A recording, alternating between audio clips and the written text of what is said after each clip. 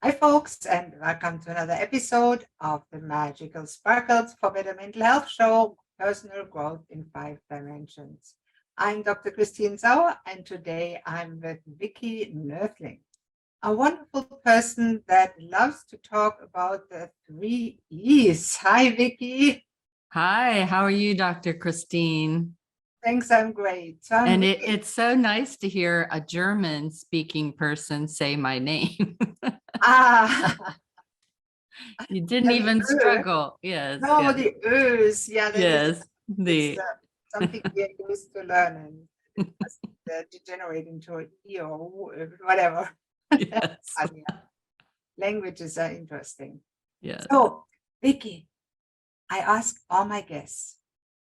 For now, we leave the 3 E's because we have to talk about that. But why are you passionate about doing what you're doing? What is it what you do? So tell us your story.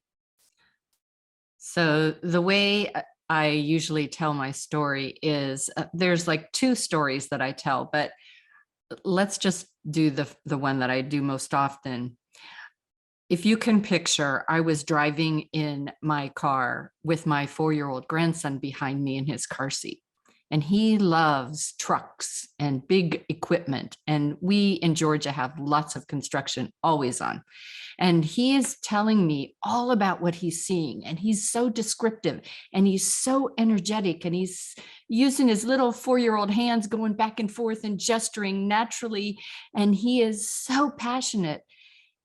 And I thought to myself, oh my God, when he goes into school, somebody's going to laugh at him, or he's not going to do a perfect presentation, and his teacher's going to grade him poorly, and he is never going to want to speak again. And isn't that what has happened to so many of us? And it doesn't manifest until we're 30 years old or so and go into a meeting and our boss says, you have to present something in 5 minutes to tell us what you're doing. And you freeze and you feel sick and you don't do anything. You have to have a script in front of you, a PowerPoint to read from, to be able to do something that you do every day, that you read, that you live. And so for me, I don't want people to have that. In this world that we have, where you have to go online to make an impact now, especially after COVID, I want you to be comfortable just having conversations with people, to tell them about what you do and why you do it, and do it with that vulnerability and that authenticity and the power of your voice. And so I help people find their voice and become that better leader through my 3 E's and some other methods. But I want you to just be careful about having all of those things that we build up, that onion, and peel those layers of what's holding you back so that you can be that powerful presenter, because we all have to speak in everything that we do. You can't get away from it, right? And so Oh, that's what I do. that's awesome. And I love your image of the onion because that's how I explain to my clients their boundaries. And Yeah. sometimes they need it. And Mm-hmm. I love it. And let me ask you a personal question. Mm-hmm. That person that got discouraged from speaking fluently, passionately, and authentically, was it yourself at some point? Oh, absolutely. So it wasn't, I did not go to college till I was in my upper 40s. And so all through life, I had to prove myself to people that had, bachelor's and master's degrees. And so there was always that self-doubt that I wasn't good enough. And to speak out, I I knew what I wanted to say. In my mind, I knew what I wanted to say, but I was afraid that it would be rejected or dismissed and I would be embarrassed. And so I just was that silent person.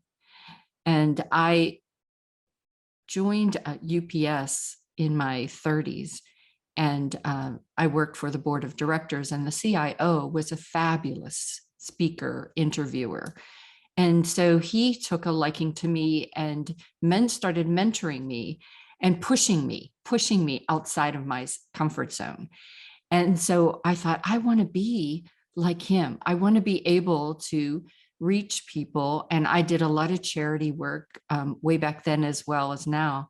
And I wanted to be a voice for those, since I didn't have the money to help those charities. I thought if I could lend my voice, if I could share how passionate I was about what they did.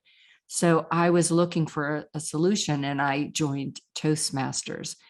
And that was the springboard to be the development, the personal development that I needed. And then when I saw the difference that my mentoring of people was making in people's lives, it just was something that I knew this is something that I had to do. And all of a sudden, the person, when I first walked into a Toastmasters meeting or convention, people just, I would say I was invisible. And then all of a sudden, the confidence just built year after year after year. And I've been a district leader. I was a region advisor. I have coached people in the companies that I've worked with. I've been a manager, promoted several times, and now have my podcast. And people don't think that I was that scared, unable to speak kind of person that I was, because they see me as I am today. And I think I reach people because I know what you feel. I've been there. I felt that terrible sickness of my stomach, and I felt embarrassed by what I said because I was always trying to be perfect. And you can't worry about that. The best way I've ever reached people that I've coached or mentored was when I let them see me, the vulnerable me, the person that does make mistakes. And you know, I always tell people, if I make a mistake when I speak, I have not died yet. I have not been put in jail. And so do it and just laugh at yourself. Understand that every mistake you make in speaking or life is a lesson to be learned and embraced. And so it just takes a weight off of you. You just feel that, it's like that deep breath that you take whenever you're getting stressed out. You know, that's to me the way it is whenever you have a moment, whenever your speech, your talk, your conversation really touches someone. Yeah, and I totally agree. A talk is really a conversation with your audience, nothing else. And many of us are totally nervous. And you said how you were nervous. And I still remember when I was 16, I was very shy, and people can't believe it when they see me now. And I had to go in front of our class, and there were only 15 people, and explain a math problem. Now I knew everything about the problem and how to solve it. I was at the blackboard. The teacher said, write the solution. I froze. I couldn't do anything. I just stood there. It was very embarrassing. And the teacher said, okay, sit down. I wanted to go and sink into the earth. Yeah. And you know, the method to get it is just as you say, get outside the comfort zone, do it. And when I decided, when I was a doctor, I knew I was good. And it was easy with patients, you know, when patients are there, you know what to tell them. It's a conversation. Yeah. But when you then go out and speak in front of colleagues, there was my script to hold on to. Yeah, it is helpful. And then I went to the Toastmasters too. Yeah. And in the beginning, I have the videos on YouTube because I taped myself with the first speeches. I was at the podium. My first podcast, you heard the paper shaking that I read the intro. Oh yeah, That's how nervous I was. It is the right way. And the first video I put on YouTube, I always recommend it to everybody. And maybe you want to take it. I taped myself doing a little bit of Tai Chi at a friend's house, and the cat was also in the picture. She didn't want to be on the picture and talking. And so I had to put music underneath. So I put March music underneath. I had lots of fun. It was an awful video, the worst I ever did. I looked at it, I said to myself, that's the worst video I've ever seen. What do I do with it? So I put it on my YouTube, one of the first videos I ever put on YouTube. And I set it to public, and I oh, my heart stopped. I thought, oh my God, everybody's going to see what I'm doing. It's terrible. They will hate me. They will never talk to me again. I called WTF-exercise question mark. After a week, I looked again. Can you imagine what happened? You had a lot of people liking it, right? No? Truth is, nobody saw it. Oh, so there you go. So I thought to myself, it does not matter. All that anxiousness was for nothing. Yeah, yeah. Exactly That is true. That is true. I use it as a laughing stock. And I love to be the laughing stock because, hey, it's a learning experience. Just put it up there. The world will not end. Yeah. And I've given miserable talks since then. And people are kind. Yeah. If you get stuck, they wait or they help you out. I haven't had it that somebody actually, when I got stuck in the middle of a talk, started to laugh and say, look at her there. She's terrible. Yeah. Yeah. No. What we usually tell people is the audience wants you to be good. They want you to succeed. Mhm. And it's just in your mind, they're thinking that they want you to fail, but they don't. Mm. It's as embarrassing for you in the audience to see someone struggling. And I don't know, that does remind me of the other story that I have. I was in management training for 3 weeks, and we had a small groups within the 25 or 30 people that we had. And my small group had 2 people that were like me, had been in management for a little bit. And then we had a person who was promoted as a supervisor. And then 2 months later, they promoted him as a manager. Somehow they didn't realize that this person was terrified to speak to people. So every time we did our small groups, he would give us some information, but you could tell he was really not comfortable about raising his hand to be a speaker or to describe something that we had been discussing. And so we had to do the news, the weather, and sports, just 3 minutes. And we had to do one of those things to graduate from this management course. And it came to the day before we were going to be graduating, and this kid still had not gone up and did it. Every time he had to go in front of the group, he got sick and went to the restroom and was absent for that.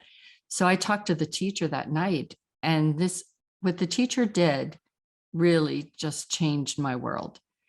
I had said to him, this kid, he's great. Whenever he talks one-on-one with us, he has such wonderful insights. He'll make a tremendous manager because he has so much heart, but he has this block that is really terrifying him to speak to the group.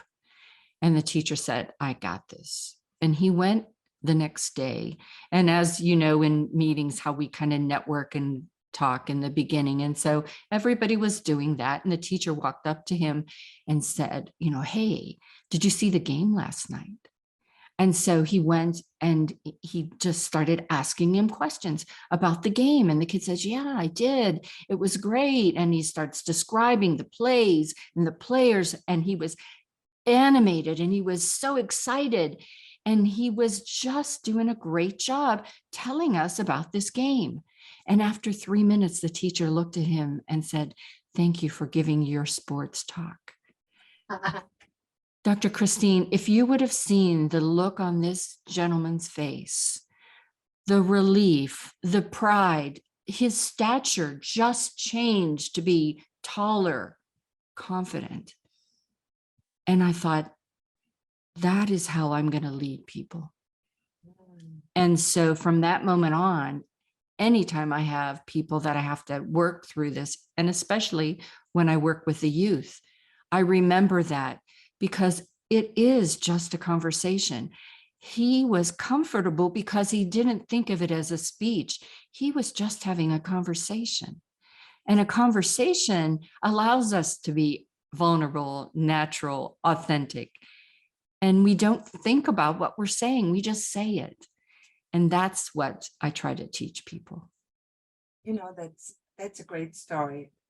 And I can see it in your eyes, how passionate you are about it. Yeah. Now, let me ask you, when people come to you, what do you tell them? Where do those 3 E's that you are talking about come into a talk? What makes a good talk? What makes a good speech? You have to first engage your audience. So how do you engage them? How do you approach? And whenever I meet someone, I always have them tell me a story and see how they approach it. Or a lot of times I'll see you on stage or a podcast and kind of take notes, because I think there is so much power in the evaluation to give you feedback that will tell you not only what you did right and wrong, but why you could change it or why it was so impactful. So the first thing is to engage your audience. And how do you attract them and captivate them in that first line that you say that makes them want to lean in and listen? And it could be just the way you use your voice, how the height of it, the volume, or it could be a question that you ask that, oh, what did she ask me? Oh, or it could be a quote or something that touches you. And that's what you want. You want the audience to right away feel, oh, I need to pay attention. And then once you've got them, you need to be able to entertain and educate. So one of the coined phrases I love that I did not create, but I love, is edu-tain. And it's really where you educate and entertain. So often speakers think I need to be the smartest person in the room and I need to talk so intelligently so people will see that I have all these degrees. Like I saw on your website, you have all these degrees and things. And yet your audience is varied and diverse. And if you talk above a 5th grade level, you are insulting them or you're losing them. So you have to be able to educate and yet have those stories and anecdotes that will touch them. And I like to see it as take them on that roller coaster ride where you build them up, you paint that picture, the story, that scene, and then you sprinkle in things that will touch their heart or make them, more importantly, see them in your story. So often we want it to be our story, everything about us. And we forget that I'm here to serve them. I'm here to talk to them so that they see how I could help them. And the only way they can see that is to see them in my story. So you educate them, you entertain them, and you keep them engaged throughout the talk. They want more. When you're done, they want more. So that's the 3. Really great advice. And I still remember watching explicit talk about nutrition. It was very good from the content. And it was small print PowerPoints with about 20 points each. After about 5 PowerPoints, I looked around. The phones were out. Everybody was playing on their phone. And I was in the process of doing the same because it was just boring. It was too much information and information that was not relevant. And that's exactly what you're saying. Don't give too much. I've done the same mistake at the beginning of my career. I thought that's the way you do it. You overwhelm them with information. Bad idea. Yeah, most corporate presentations, that they're so afraid that they're not going to get all the information out, or that if this PowerPoint, if you will, is shared from person to person to person, and they don't use the notes section, which I don't know why, but so they feel they have to put everything on the slides. And as you said, you lose the audience. When I coach people, one of the things that I have them do is share with me not only how they speak, but also those presentations, to just kind of give them some, okay, well, let's look at this and see the impact of this. And pictures, visuals say so much more than words. And if I can look at a picture and tell you the story, the meaning, the information you need, that you now visually remember what I'm saying because of the picture, but it also shows that you are that subject matter expert, that you don't need to refer to the words on the screen to be able to tell what you're telling.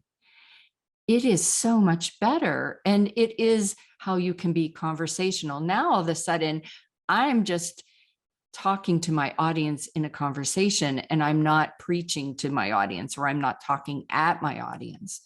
They're part of it. And so there was one that I recently in a recent talk conference that I went, and one of the folks was from another country and very educated, very smart, English not first language. And all of her slides were like 12 lines of content that she looked at the screen while and read from the screen. So her back is to us. And it was for 20 minutes. And so normally, I would not, want to embarrass anybody. So I got to be building a relationship with her over the next couple of days, to the point where I felt comfortable to say, let me help you.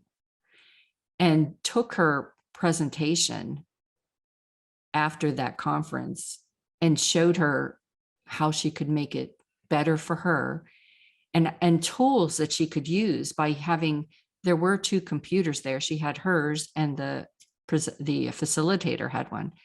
I said, have the facilitator show your presentation that has graphics and photos and just 5 or 6 words. And on your screen in front of you, facing the audience, will be large font what you're saying, and have it just go down. And that way you're talking with us, you're entertaining us and educating us all at the same time. And it allows you to feel comfortable, but also doesn't make you look awkward or not a skilled speaker.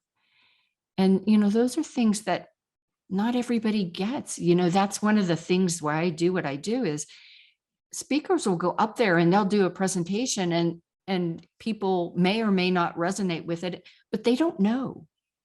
Nobody will really come up and tell them what was good and what could have been better. And unless you give out feedback sheets. yes, but even with feedback sheets, not always will they go into the specifics. Sure. They might say that it was to give you a rating of 1 to 5 or 1 to 10 or something like that, but they're not going to tell, they won't tell her that. They might say there's too many words on the slides, but they might not mention that your back was to us, or they might not mention that because you read it, there was no vocal variety, there was no passion, you weren't connecting with us because your eyes were not there with us. You just get the feeling, that wasn't a good talk, I didn't like it. That's what. Yeah, exactly. And then so she's going to keep on doing that. My fear was, she had such a great message to share with people, but my fear was that she would not be asked to speak often, or each time she spoke, she would lose her audience and lose that credibility. And I just did not want that for her. That's really great, because those are all very important points that speakers need to heed to when they ever want to be successful. Mm-hmm. And I still remember a friend of mine, he was on one of the first podcasts, Corey, he's a speaker too. Corey, you probably heard of him. Mm-hmm. He always tells a story when he started as a stand-up comedian, and he delivered his jokes and the audience said nothing. And he was so discouraged, he went off stage and wanted to cry. And then somebody told him, why didn't you turn on the mic? So it doesn't necessarily have to be that your jokes are bad when nobody laughs. That's a great story. I still remember that, because it's such a great, it proves really that if your audience seems not to like what you're saying, it could be something simple. The mic could not be on, or they have a hangover from the day before and they're tired. Yeah. The other thing is, whenever you're so tied to what you wrote, I always tease everybody that nobody knows what you wrote. So if you forget something, just make it make sense the next thing you say, because we don't know what you wrote. But I love to kind of network a little bit with the audience before, because I might find that the audience needs to hear something different than I had planned. And it's my job to give them what they need. And so I can switch things up to make sure that I'm meeting the needs of my audience. And I think sometimes speakers, they'll get, they'll ask for feedback as they're talking, and you can see from the answer, the questions that are being asked, that you need to sidetrack from where you're going. And there are speakers that will just stay on the road. And so then you lose your audience. You fail to meet their needs. A What do you great think is speaker the will reason that change. they don't do it? Is it, are they lacking confidence? Oh, Or absolutely. Yeah, absolutely. It's like, and also, not to say that all speakers have egos, but some do.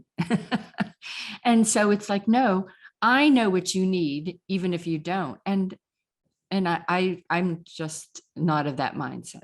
I believe that I sometimes I can get them to where they need to be by just taking a side. I always say that a great speech is equipped with GPS.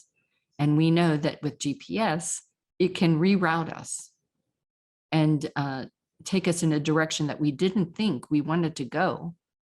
And yet it was a better way to get there. I really love that. And I spoke not long ago here in front of a local church group. They wanted to hear something about brain health. And I had a nice presentation prepared and I plugged it in. And then I realized they couldn't see that.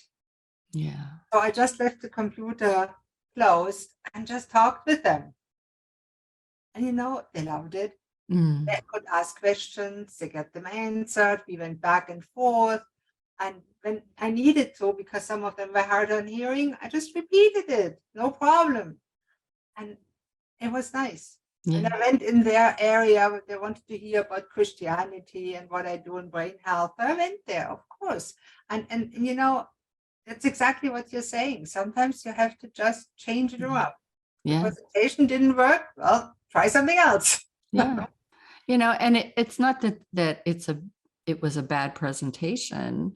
It's just not the right presentation. It's not what they needed that day. It wasn't right for this audience. Yeah. And it wasn't right for that place either, because it was just too small. Some people really big in front of them. Right. So it's exactly what you say. And what do you tell speakers? Is it helpful to ask, say they're invited to speak at an event? Should they ask the organizer, who's the audience? Oh God, yes. Yes. So as I said, I was speaking at this mostly medical people, and I do have a wellness business as well. But my question was, how is this present? How are the presentations being given, and what's the audience, and what's their focus? And the great thing about what I do is, no matter who the speaker is or what they're talking about, my goal is always to make you a better speaker. So no matter what the audience, I can come in and help them understand how to be a better speaker, because even from a medical profession, you will reach your people when you're a better communicator. You will be able to help those folks heal if you're a better communicator. So it's important. But, there are sometimes when I'm talking to people that are in a corporate environment, and some of the things that I might tell an entrepreneur to do, I know from being in corporate for over 40 years, that it's just not going to fly, right? It's just not going to go. So you have to adjust to the audience. But if I would have gone to, there was I did a 2-year stint where I was speaking to our customers when I was at UPS, and one of the customers was I think I was maybe 20 years older than everyone there. You walked into the company and they had it looked like you were walking into a castle kind of thing. And they had in their one conference room, the conference room table was a coffin that had plexiglass, and it had a person that looked like Dracula in it. Really? And you walked into the main part of the company, and it was this huge warehouse that was just a sea of desks, no cubicles or anything like that. It was just open, and the noise level was like tremendous. And I thought, how does anybody get any work done here? But they were all doing great. It was a very high performing company. And I thought, okay, well, as I talk to these folks, I have to be listening a lot so that I can hear what their needs are, because I don't know this company. I can't make assumptions. And so I think that's one of the things that I try to teach as well, is the great speaker is a better listener. Now, tell us a little bit about the differences between having a live talk where you can feed off your audience's energy and when you're speaking to a camera like we do now. Yeah. So that's one of the things that I teach.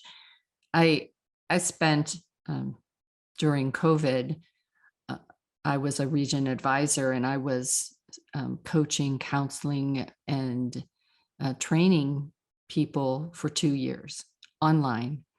And what I learned is that it's almost, a lot of times you say you have to feed off of the audience. And so I will look a little bit at the gallery, but depending on what I'm teaching, or is it a message I'm trying to get out?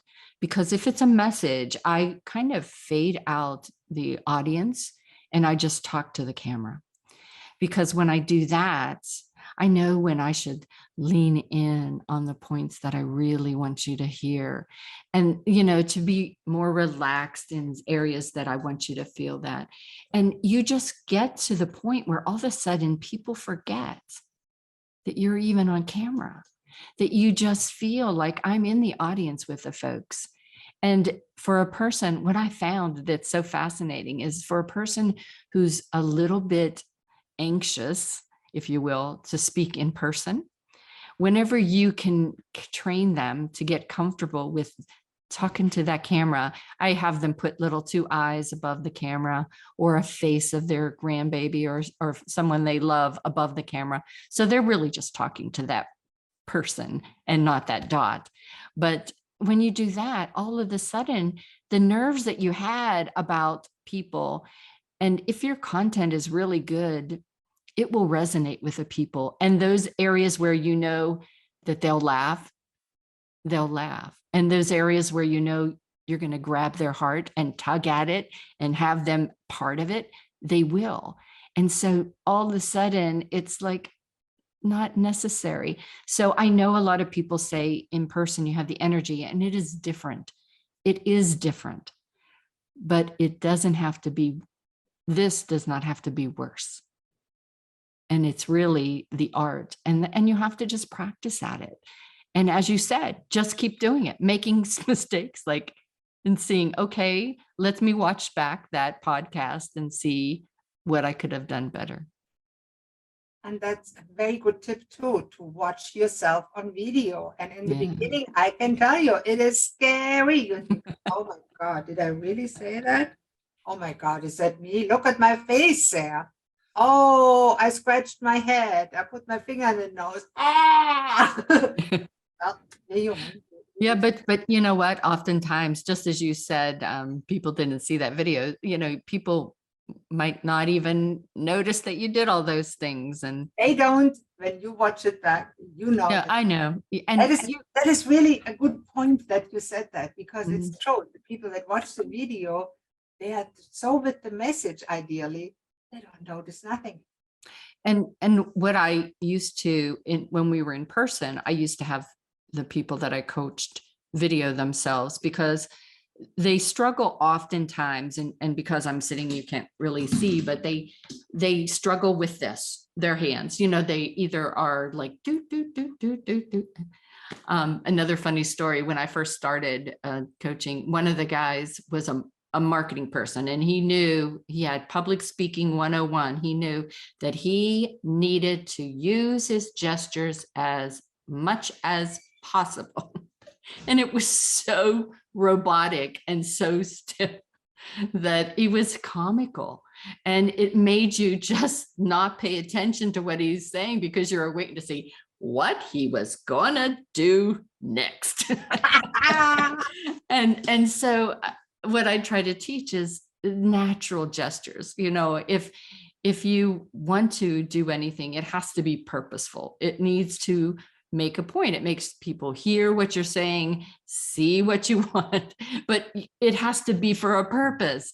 And the more natural and purposeful you are, the more almost invisible, because now it just complements your words. It doesn't distract from what you're saying. And so having you be able to video yourself, you can see, oh, well, you know, where should I make that move on the stage, or where should I add that gesture?